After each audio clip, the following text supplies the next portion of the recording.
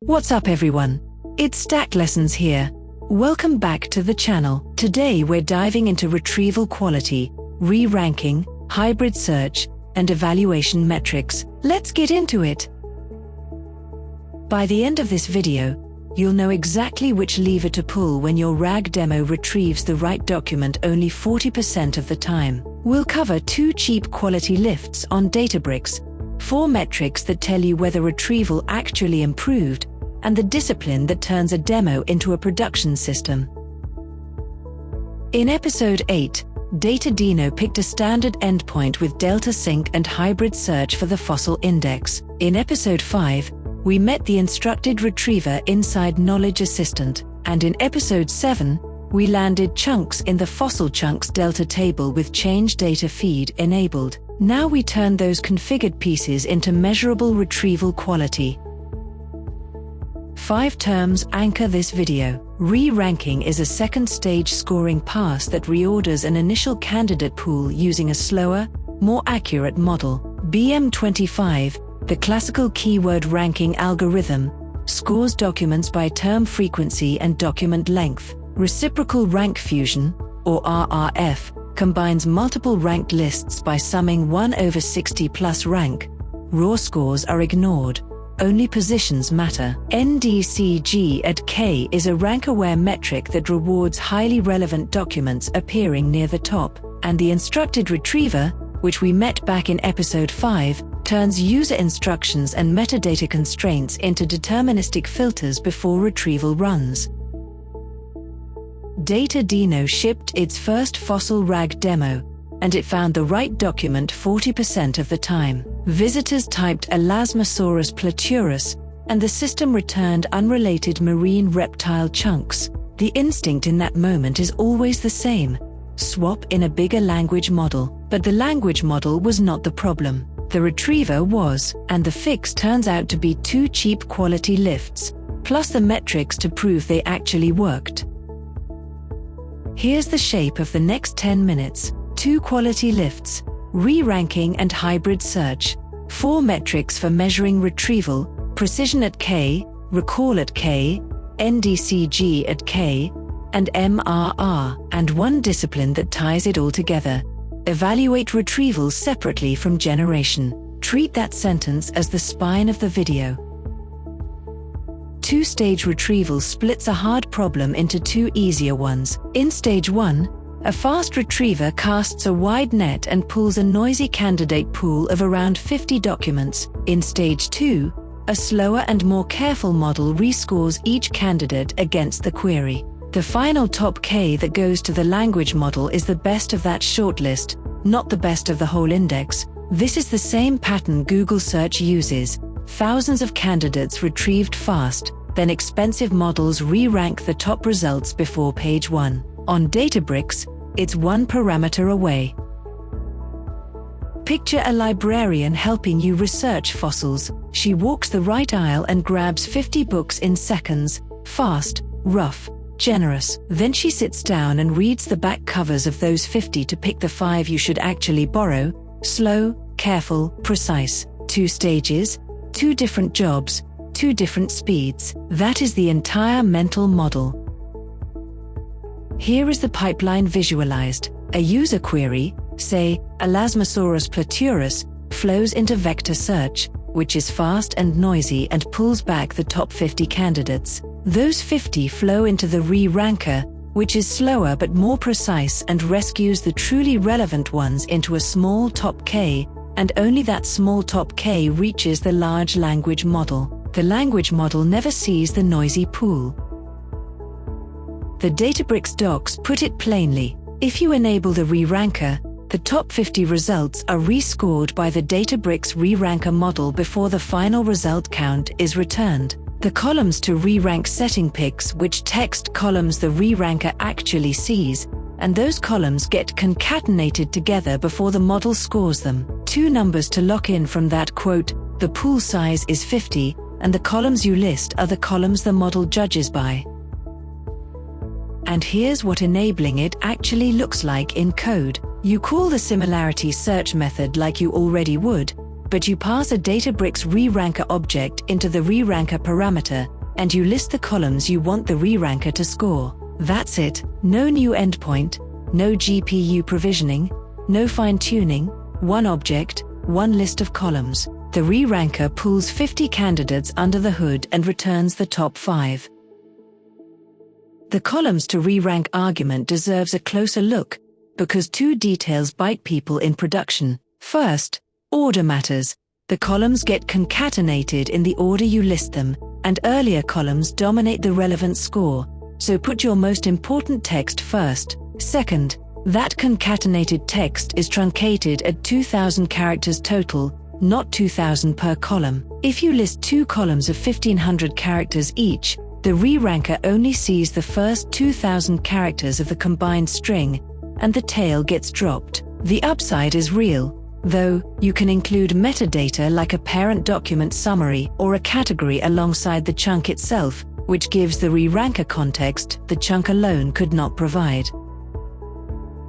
And what does that one parameter buy you? Databricks reports an average lift of around 15 percentage points on enterprise benchmarks. That's the difference between a baseline retriever sitting at 55% accuracy and one landing closer to 70. No new infrastructure, no model training, just enabling the built-in cross-encoder over the top 50 candidates.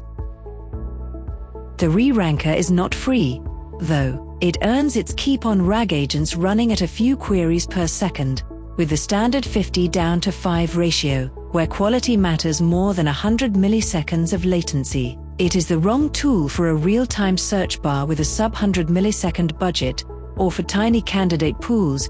If you only retrieve 10, re-ranking to 5 is just shuffling the deck, and it cannot rescue a retriever that missed the right document entirely. If the answer was not in the 50, the re-ranker has nothing to find.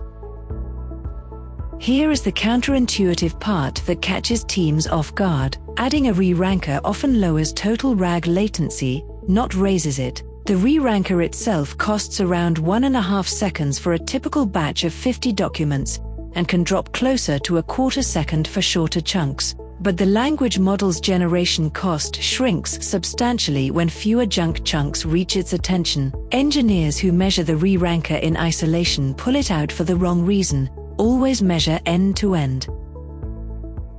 But the re-ranker has one hard limit. If the right document is not in the top 50, the re-ranker never gets a chance to find it. And that is exactly what was happening at DataDino. Pure embedding similarity over technical paleontology text struggles with scientific names. Embeddings capture meaning beautifully, but rare strings like Elasmosaurus platurus do not anchor well in vector space. We need to widen the net before we sharpen it. That is the job of hybrid search. Hybrid search runs 2 retrievers in parallel and fuses their results. Approximate nearest neighbor vector search handles paraphrase and meaning. A query like marine reptile pulls back semantically related content. BM25 keyword search handles rare and exact terms, model numbers, scientific names, license codes, the stuff embeddings often miss. You run both at the same time, then merge the 2 ranked lists. On Databricks, this is a single argument on the search call, the query type parameter set to hybrid. Imagine searching with 2 assistants. One is a paleontologist who understands meaning. She hears Cretaceous marine reptile and reaches for plesiosaurs. The other is a librarian with a card catalog who matches exact words. You typed Elasmosaurus, she finds that exact string. Whatever document they both rank near the top is almost certainly what you want. That is the entire intuition behind hybrid search. The official docs frame it the same way. Hybrid search runs approximate nearest neighbor and full text searches in parallel, then merges the results using Reciprocal Rank Fusion. That single sentence is the whole architecture. 2 retrievers in parallel, fused by RRF. The next question is how that fusion actually works. Here is RRF at work. On the left, the vector search ranks plesiosaur chunker first and the elasmosaur paper third. On the right, BM25 ranks the Elasmosaur paper first and Plesiosaur chunk a third. For each document, RRF sums 1/60 plus its rank in each list. The Elasmosaur paper scored well on both. Keyword found the exact name, vector found the meaning, so it lands at the top of the fused list. That 60 in the denominator comes straight from the 2009 SIGIR paper that introduced RRF. And here is why RRF does not need any tuning. BM25 scores and cosine similarities stored on completely different scales. A BM25 score of 12 is not comparable to a cosine of 0.8. Most fusion methods spend their time normalizing those scores. RRF sidesteps the problem entirely by ignoring raw scores and looking only at rank positions. The documents both retrievers agree are good simply float to the top. And there is hard evidence the fusion pays off. On the WANS e-commerce benchmark, plain BM25 scored about 0.69, and pure vector search scored about the same. Basic RRF hybrid pulled ahead to 0.71, and a well-tuned hybrid variant reached 0.75. Neither retriever wins alone. Exact terms and concepts are different signals, and combining them by rank beats either one solo. And here is the full quality stack in one call. The query type parameter set to hybrid turns on BM25 plus approximate nearest neighbor with RRF fusion. The reranker parameter adds the cross-encoder rescoring pass on the top 50. Together, those two parameters give you the wide net of hybrid search and the sharp filter of cross-encoder re-ranking, at the cost of about 150 extra milliseconds. Quick halfway check, re-ranking sharpens the pool. A cross-encoder rescores the top 50. Hybrid search widens the pool. Approximate nearest neighbor and BM25 fused by RRF. Both are one-parameter changes on Databricks vector search, but now we have to answer the harder question. How do we know any of this actually improved retrieval? That is what the next four metrics are for. You cannot tune what you do not measure. Each of the four retrieval metrics answers a different question, and picking the wrong one means you optimize for the wrong thing. So we'll walk through what each one tells you and when to reach for it. Before the formulas, a picture. Think of fishing with a net. Recall asks, did I catch all the tuna in the ocean? Precision asks, are the things in my net actually tuna? A huge net catches every tuna but also turtles and seaweed. A tiny net stays clean but misses fish. That tension between coverage and cleanliness is the whole story. Precision at K asks, of the K documents you returned, what fraction is actually relevant? It measures cleanliness. When precision is low, the language model drowns in noise and starts hallucinating. Recall at K asks the opposite question. Of all the relevant documents that exist in your corpus, what fraction made it into the top K? When recall is low, the fact the language model needs is simply not in its context, and no amount of prompt engineering can fix that. Recall measures coverage of the right answer. Reach for precision when the model is confused by junk. Reach for recall in high-stakes domains like medical or legal where missing a relevant document is not an option. NDCG at K is rank-aware with graded relevance. It rewards putting highly relevant documents at the top of the ranking and discounts items further down. It is the only one of these four that handles the difference between somewhat relevant and highly relevant, useful when relevance is not a simple yes or no. MRR, mean reciprocal rank, is the average of 1 over the rank of the first relevant document. First position hit equals 1. Second position equals 0.5, third equals 0.33. It only cares about the first correct answer. Think of NDCG as a Michelin guide, where the 3-star restaurants ranked above the 2 stars. If you remember nothing else about these 4 metrics, remember this map. Precision for trust at the top of the list. Recall for coverage when missing facts is fatal. NDCG for graded relevance. MRR for one-answer question and answer retrieval. Pick the metric that matches the failure mode you actually care about.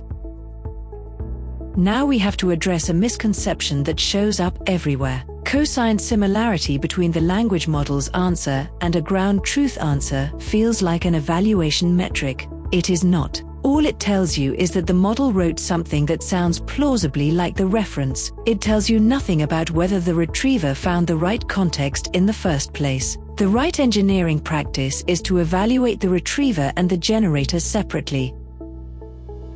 On the left, the seductive pattern, one end-to-end cosine score on the final answer. It looks rigorous, but it hides every failure that matters. You cannot tell where quality dropped, and retriever bugs simply disappear into the average. On the right, the better approach. Score the retriever with precision. Recall, NDCG, or MRR. This is the canonical Databricks workflow. Then score the generator separately for relevance and groundedness on correct context. That localizes the failure. When end-to-end quality drops, you immediately know whether to fix the retriever or the language model. Databricks' own study guidance is explicit. Evaluating a RAG application means checking the individual components, chunking, retrieval, and generator performance, along with the end-to-end solution. Components first, then the whole. That ordering is the canonical answer pattern, and it is the right engineering practice regardless of certifications. Here is what that workflow looks like in practice. First, curate a labeled dataset, queries paired with the document IDs that are actually relevant and reference answers. Second, evaluate retrieval using precision, recall, NDCG, or MRR against the retrieved chunks. Third, evaluate generation by checking answer relevance and groundedness when given correct context. Fourth, optionally score end-to-end as a final sanity check. And fifth, iterate on whichever component is failing. Use MLflow's built-in metrics to run all of this. We'll go deep on MLflow scorers in a later episode. For now, the discipline is what matters. Think about it like a restaurant complaint. A diner says the meal was bad. Before you fire the chef, you check whether the supplier delivered the wrong ingredients. One end-to-end taste test cannot tell you who to blame. The retriever is your supplier. The language model is your chef. Test them separately or you will fire the wrong one. Query expansion is one more lever worth knowing. You take a single user query and reformulate it into multiple variants, synonyms, sub-questions, paraphrases, then run retrieval against each and merge the results. It boosts recall when users phrase things differently from how your documents are written. At DataDino, a visitor types long-necked sea dinosaur, but the documents say Elasmosaurus or Plesiosaur. Query expansion bridges that gap. It's especially useful for ambiguous, domain-heavy queries where the user's vocabulary and the corpus vocabulary do not match.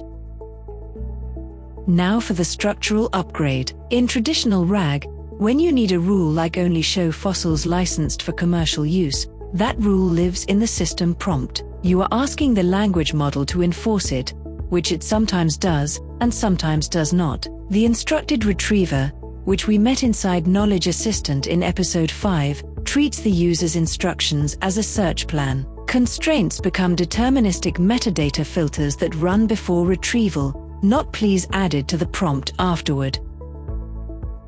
The Databricks blog frames it cleanly. In standard RAG, system specifications, instructions, good answer examples, available metadata, influence the query. In the instructed retriever architecture, those same specifications set the rules for both retrieval and generation. Same inputs, different scope. The instructions are no longer suggestions to the language model. They are constraints baked into the search itself. Here is what that looks like for DataDino. A user asks for plesiosaur images, commercial use only, after 2020. The instructed retriever takes that single natural language request and decomposes it into a structured search plan. License equals commercial becomes a deterministic metadata filter. Year greater than 2020 becomes another filter, and only inside that filtered subset does the semantic search for plesiosaur images run. The compliant grounded answer flows back to the user. The language model never sees a document the user is not licensed to view. And that points to a deeper governance rule. Compliance failures cannot be a prompt engineering problem. Permissions and licensing belong at the retriever as metadata filters. If the language model never sees the document, it cannot quote it, summarize it, or leak it. That turns a fuzzy hope into a deterministic guarantee. A handful of practical issues worth carrying into production. Re-ranking 10 candidates down to 5 is just shuffling the deck. You need a wide candidate pool, which is why Databricks fixes the re-rank pool at 50. Column order in the columns to re-rank list matters, and the concatenated text across all columns is truncated at 2,000 characters total, not per column. The built-in re-ranker handles around 5 queries per second, which is fine for a RAG agent but fatal for a real-time search bar. Hybrid search can return up to 200 results from the index, so always set the final result count to what you actually want the language model to see, and always use the same embedding model at indexing time and query time. Mixing models silently destroys retrieval quality. These distinctions also tend to show up in scenario questions on the exam.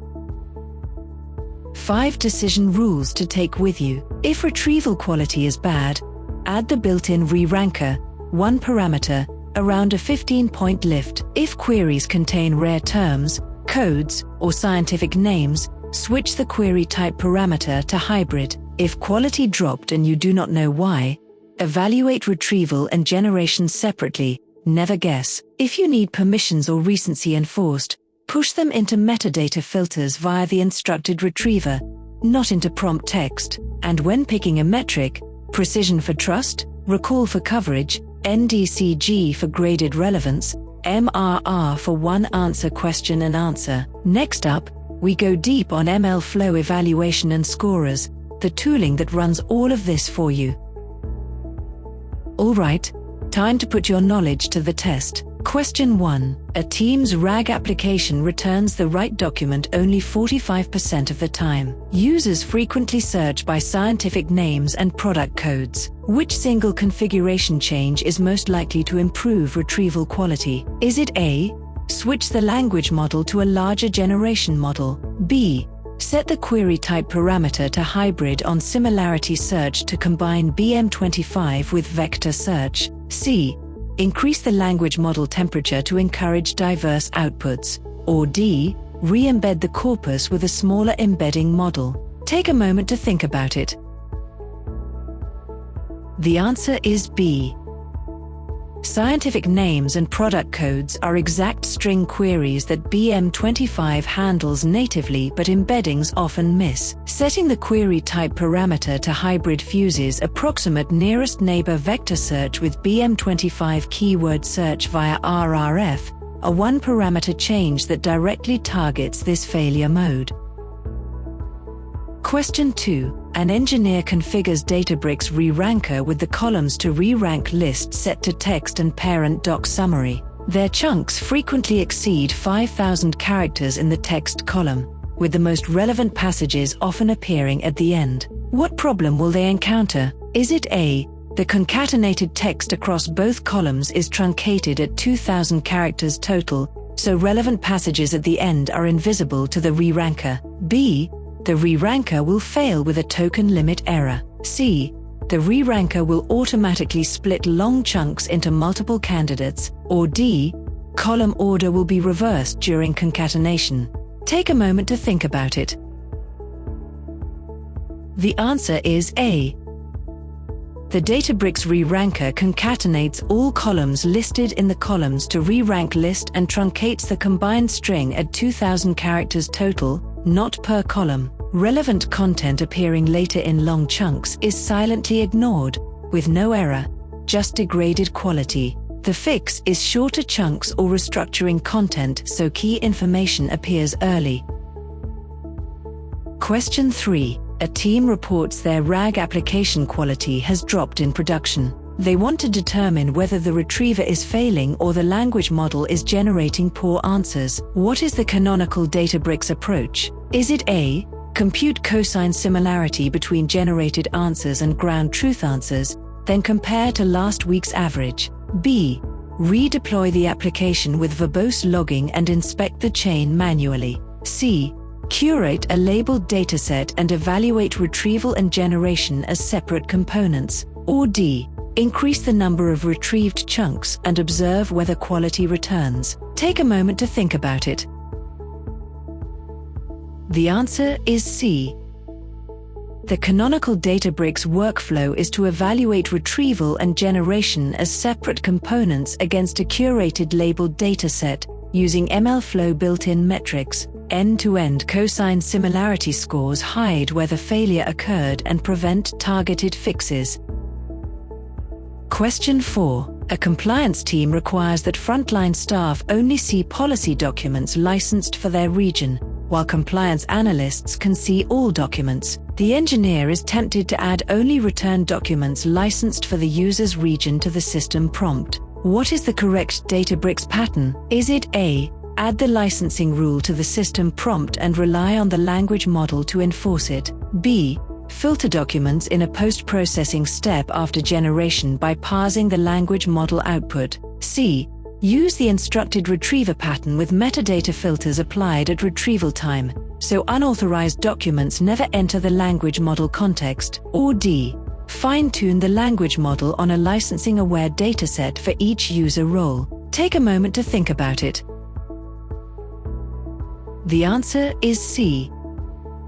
Permissions belong at the retriever as deterministic metadata filters, not in the system prompt. The Instructed Retriever pattern turns user instructions and constraints into structured filters that run before retrieval. If the language model never sees the document, it cannot leak it. Prompt-based enforcement is non-deterministic and a compliance liability.